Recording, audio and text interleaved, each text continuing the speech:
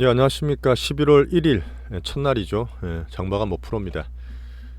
자, 10월이 정말 힘들었던 기간이 지나고 11월엔 상당히 기대를 많이 하고 시장의 시그널을 찾고 있는 과정입니다. 오늘도 새로운 얘기 조금 드리긴 할 텐데 갑자기 이게 뭔가 V자로 확 바뀌진 않을 거예요. 오늘 되게 중요하고 비기슈로 할 수 있는 FOMC도 있을 거고요. 시장 내에서 수급적으로 변화가 꾸준히 있습니다. 말씀 좀 드려볼게요. 여전히 확률적으로 봅니다. 뭐 콘투도 있고 뭐 주식은 투자는 확률의 게임이라는 말씀을 자주 드리고 있는데 어쨌든 8월달 조정을 받았고 예상대로 9월 10월은 생각보다 훨씬 많이 빠졌습니다. 어떻게 보면 고금리에 적응되는 정시라고 말씀을 꾸준히 드리고 있는데 뭐 제가 20몇 년 주식을 본다 해도 이런 건 처음이다 뭐 처음이다 몇 번 말씀을 드렸잖아요. 근데 이게 진짜로 그렇듯이 어떻게 보면 미국이나 금융 사이클에 만들었던 이례적인 그런 흐름이 좀 많이 깨지고 있는 근래라 보시면 돼요. 어떻게 보면 올해부터 큰 사이클이 반등을 주다가 이 고금리와 어떤 시장의 연준의 밀당 때문에 한번 큰 사이클 꺾인 것처럼 중간적인 조정을 받고 있다 보시면 됩니다. 여전히 금리가 안 빠지다 보니까 안전하게 지금 돈을 운용할 수 있는 뭐 몇 년을 넣어놔도 5%대 금리를 받을 수 있는 구간이고요. 하지만 여전히 또 성장을 살려야 되기 때문에 많이 빠진 주식 사이에서 또 살만한 걸 또 골라야 되는 그런 과정이 다시 만들어지겠다 보시면 될 것 같습니다. 하지만 정말 많이 빠지고 특별하게 금융위기 오지 않으면 정시에서는 분명히 또 기회를 볼 수 있을 것 같고요. 11월 달 기대할 수 있는 이유를 좀 말씀을 또 드려볼게요. 자, 미국채 계속 국채 말씀드리고 있고 오늘은 이제 세부적으로 3개월 11월, 12월, 1월까지의 국채 발행 계획이 나옵니다. 한번 봐주면 되고 내일 새벽이죠. 오늘 밤인데 드디어 FOMC의 금리 동결은 되겠지만 파월의 멘트를 좀 볼 수 있습니다. 자, 이거는 저희가 볼 때 계속 금리 인상의 마무리라 말씀드리고 있어요. 하지만 시장에서는 티를 내면 안 됩니다. 그러니까 파월도 계속 매파적 금리 동결로 나올 것 같아요. 하지만 꾸준하게 크게 보는 저희가 미경기 연착륙을 큰 시나리오를 보고 있고 어닝 시즌을 통해서 빅테크 내에서도 선별화되고 있는 과정이죠. 고금리에 적응하는 이런 시장의 흐름이라 보시면 됩니다. 자, 우리나라는 수급적으로 더 변동이 크다 보니까 큰 흐름상 미국을 봐야 되는 나스닥을 봐야 되는 외국인 수급을 기준으로 말씀드릴 거고요. 하지만 제가 계속 말씀드렸던 개인 수급의 여러 가지 바닥 시그널이 계속 나오고 있습니다. 그런 면에서 저희가 팔지 말고 어쨌든 기다리자. 미국 쪽에서는 큰 흐름상 기대를 한다. 그렇게 보유를 시켜드리고 있습니다. 자, 시장에서도 막 엄청나게 생각보다 많이 급락을 했지만 이 돈들이 정신이 없었다 그랬잖아요. 그러다가 이제 조금씩 보여요. 어디로 가서 뭔가 만들고 제가 로봇 관련도 말씀드리고 두산도도 말씀드리는데 그런 흐름들이 지금 나오고 있습니다. 그러니까 종목 발굴에 이제는 좀 더 힘을 써도 될 것 같고요. 새롭게 보시는 분들은 참 좋은 시기에 보시는 거지만 어쨌든 우리도 지금 조금 물려있는 단타 포트라든지 새롭게 보는 시장의 흐름을 보면 이런 또 강한 종목을 고를 수 있는 구체적으로 장을 볼 수 있는 시기가 왔다고 저는 보고 있어요. 시장 내 변화를 꾸준히 보고 있습니다. 자, 오늘은 외국인이 관망했죠. 선물을 좀 사긴 했습니다만은 여전히 코스피는 조금 팔긴 했어요. 하지만 크게 어제처럼 팔지 않으면 어제 판이 확 빠졌지 않습니까? 매도만 안 해도 정시는 반등을 줘요. 오늘도 뭐 많이는 아니지만 빠지지 않고 어제 빠진 폭에 납포를 회복을 좀 했죠. 그 상당히 저렴한 싼 밸류 한국 정시라 보시면 됩니다. 제가 큰 흐름상 외국인 수급 리셋을 얘기 드렸는데 주말에 한번 설명 자주 잘 드리겠지만 지금 올해 2차 전지로 넘어갔던 개인들이 크게 빠지고 크게 레버리지 틀리고 있는 상태에서 여전히 삼성전자에는 지난주부터 저는 수급상 괜찮은 흐름 말씀드리고 있고요.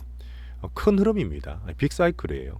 하지만 지금 개인들의 당했던 아주 많이 빠져있는 2차 전지에 여전히 외국인 수급을 봐야 되는 부분인데 쉽게는 매수를 안 주고 있는 2차 전지 무거움을 좀 보여주고 있어요. 그래서 큰 흐름상 코스피랑 코스닥인데 외국인의 어떤 우리나라 정시를 흔드는 과정에서 이 섹터에서 전 변화를 좀 보고 있습니다.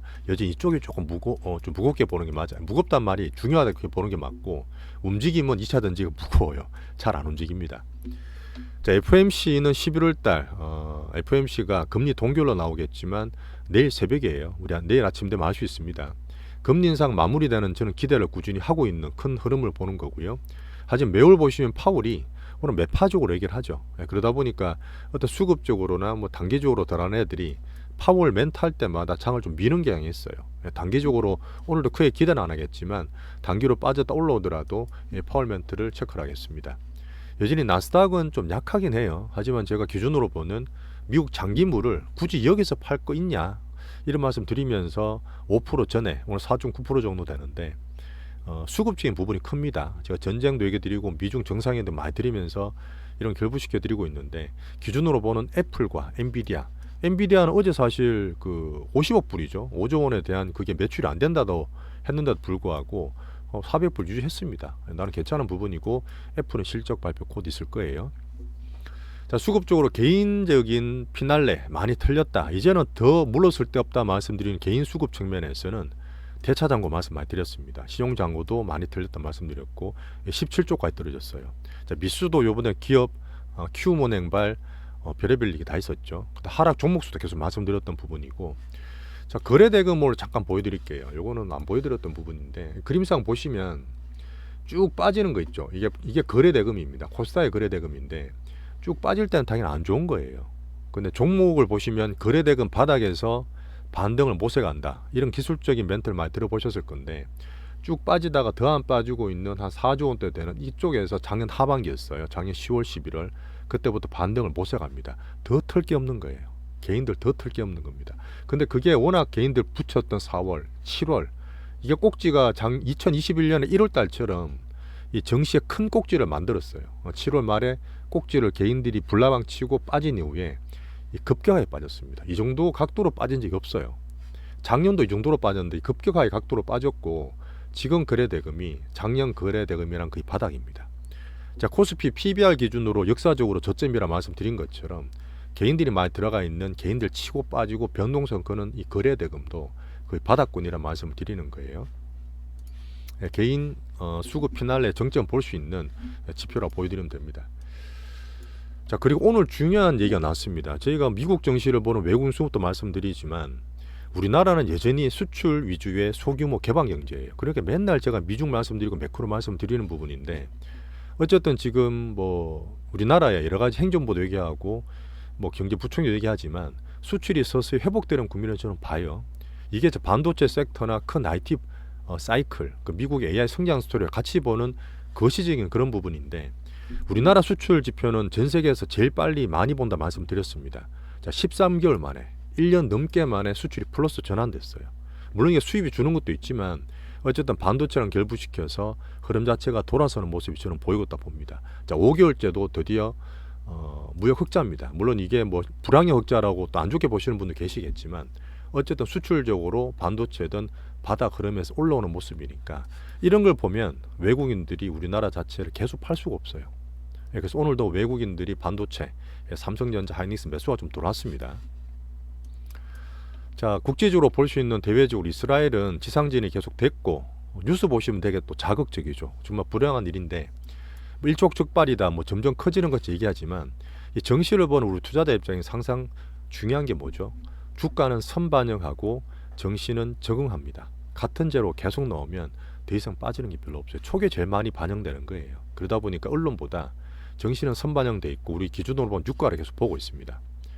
자, 매크로를 계속 봐야 되는 부분에서 10년물 금리는 오늘 또 세부적인 얘기 나온다 말씀드렸지만 4.9 정도로 그냥 고만고만해요.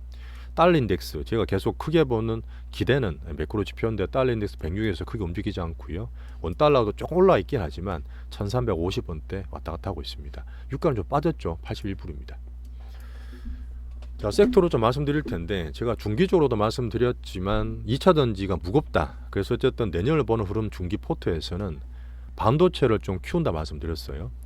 자, 나스닥이 AI 성장 스토리 계속 큰 먹거리를 보고 있는 측면이고 이게 계속 거시적으로 결부시켜 말씀을 드리는 부분입니다. 큰 흐름 빅피처예요. 어제 이제 엔비디아 말고 게임 하시는 분은 아시겠지만 그래픽 카드 만들 때는 이제 지포스하고 AMD잖아요.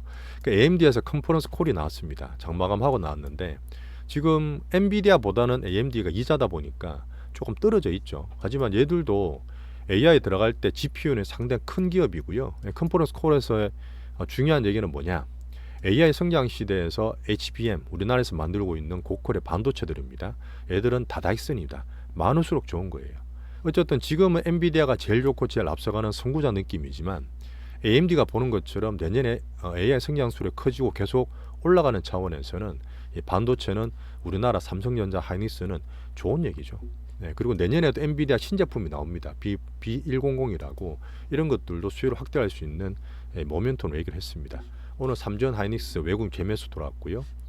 자, 소부장 어제 빠진다고 걱정을 하셨을 텐데 반도체는 큰 흐름이에요. 제가 말씀드렸지만 단기로 보는 것도 있지만 어쨌든 하나마이크론이나 소부장 내에서 말씀드리는 것들 이쪽이 지금 흐름이 제일 나은 쪽이기 때문에 계속 홀딩하시고 그런 흐름으로 보시면 될 것 같습니다.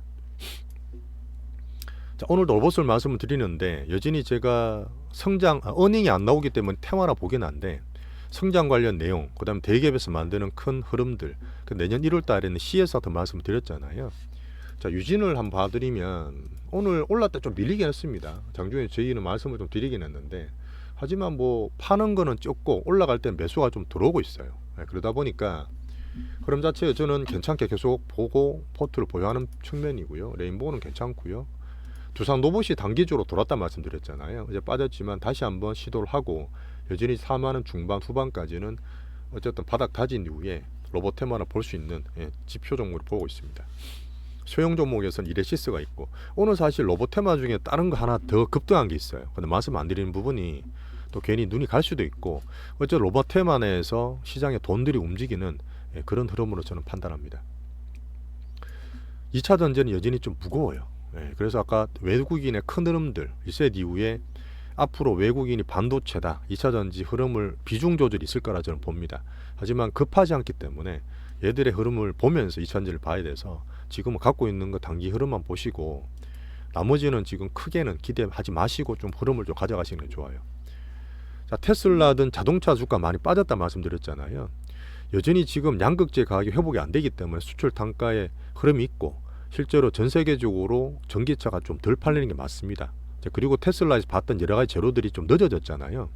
그러다 보니까 대중화 전에 어떤 조정기라 보는 과정에서 마음을 조금 느긋하게 보시는 게 맞고 이슈로는 에코프로 머티리얼스 기간 수요가 있으니까 금년 같이 한번 보시죠. 공모하는 건 괜찮다 봐요. 어쨌든 더블 이상 좀 나올 거라 봅니다. 44,000원이 공모가 정도 될 것 같죠. 자, 중기포트에서는 반도체 비중으로 조금 더 높게 보겠다. 오늘 엔터가 많이 올랐습니다. 엔터가 사실 많이 빠져 있었는데 엔터가 오늘 SM도 오르고 YG도 올랐는데요. 기관들이 간만에 들어왔어요.